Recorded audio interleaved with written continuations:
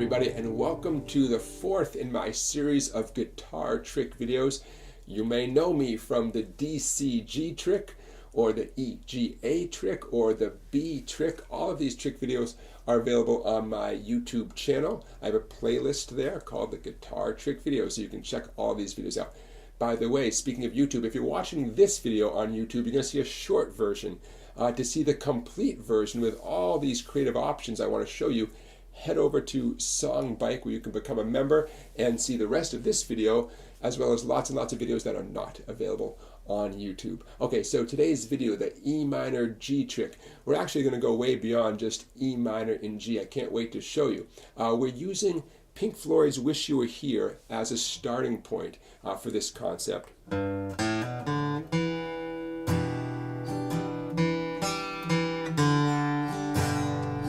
Now, I actually don't have a video yet on how to strum through that classic tune. Someday I'll do that. I do have a video on the great lead guitar solo that happens at the beginning of Wish You Were Here, so you can find that on my YouTube channel and on Songbike. Now, at the heart of what we're going to do here today in this video is my way of encouraging you to explore and experiment on the guitar as part of your practice time. Now, I know we all want to learn very specific songs and we want to master them and play them just as fast and as cleanly as the original, and that's a great goal. That should be part of your practice time.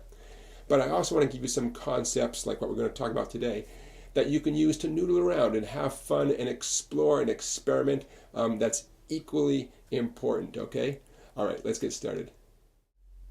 Let's get started by talking about your third and fourth fingers. Pinky, first string, third fret, ring finger, second string, third fret. Now, you want to only apply as much pressure as you need, but don't get into a death grip here with your fretting hand, okay? Don't clench, don't press any harder than you have to. Try to keep your hand relaxed because your index and middle are going to be jumping around quite a bit, okay? Now, your right hand precision is going to be crucial because those two notes are going to be droning along for this entire exercise. And the sound of those two notes droning along could be quite hypnotic to the listener. And you want the listener to be able to hear all the other things you're doing, okay? So it's not going to be enough to strum broadly across all 5 or 6 strings here, okay? You want to articulate the relevant bass notes. Otherwise, the listener is not going to hear what you want them to hear, and you're in charge of what they hear, right? So we're going to be talking in the next clip about reaching in and getting very specific notes, as well as strumming across multiple strings, okay? Let's get started. Now let's get started with the first 2 chords from Wish You Were Here. Of course, they're both going to have the ring and the pinky on the 2 treble strings, 3rd fret. Now, we have the 4-finger G chord. Middle finger, 6th string, 3rd fret, index finger, 5th string, 2nd fret. Easy, right? Now the next one, you only have to move 1 finger. Your middle finger, 4th string, 2nd fret. My index stayed right where it was, 5th string, 2nd fret. So we have the G and this chord right here called the E minor 7. G, E minor 7. Now we all know the intro to I Wish You Were Here.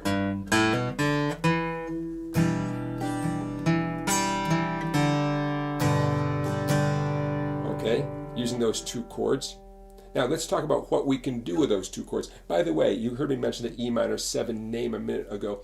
Don't get freaked out by that name. You know, it sounds like a math equation, right? An E minor 7. It's no big deal. It's an E minor with there's your typical E minor with these extra 2 fingers added on. But it does get a great colorful sound. If you have any curiosity about music theory and where names like this comes from, E minor 7, I have a great series called Music Theory for Guitarists. You can find it on my YouTube channel and even more extensively on my website, Songbike. You right down there. Okay, so G and E minor 7, a 4-finger G and E minor 7. So let's talk about what you can do with those. Let's talk about hammer-ons, okay? You got the 4-finger G. Now watch this. I'm going to do a hammer on the 6th string. I'm going to hit it open and then hammer down on the 3rd fret with my middle finger. Watch this.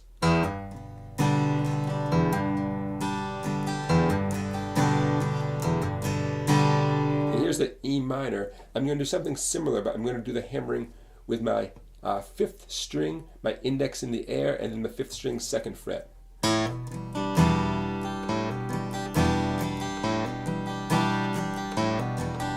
Just a couple ways to get creative there with hammer-ons and these two chords. Notice again the droning is continuing on with the two treble strings, right? But I'm being more articulate with my pick, so I'm giving the listener a little more for their money, and I'm having more fun myself as well. Okay, now how about a nice walk down and a walk up, a way to connect the G and the E minor. Watch this. I'm going to hit the 6th string, and now watch this on the 6th string. I'm going to do it reverse.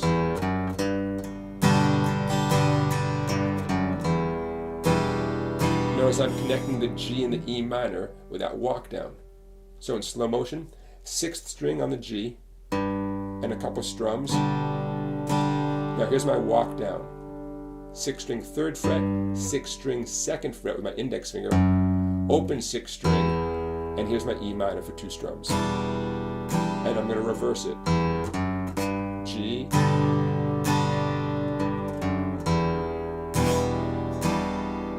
okay, getting creative with these two chords.